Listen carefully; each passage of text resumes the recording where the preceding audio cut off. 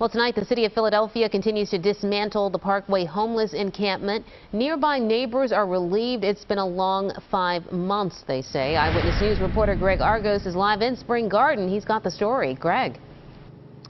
And Natasha, good evening. The city reached an agreement with those living in the encampment on Tuesday, and tonight a much different scene in that public space, which now for about 5 months has essentially been off limits to the public.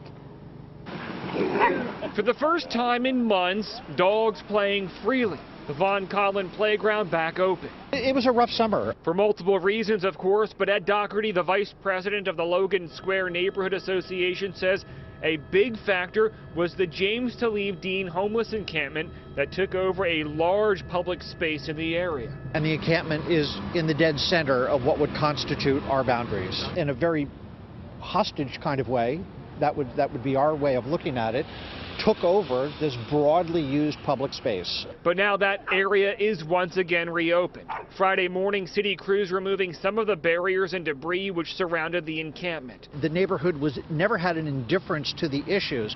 What we had was a real disagreement with the tactics. Those tactics, though, appear to have worked. Earlier this week, the city reaching an agreement between organizers of the encampment and the mayor's office.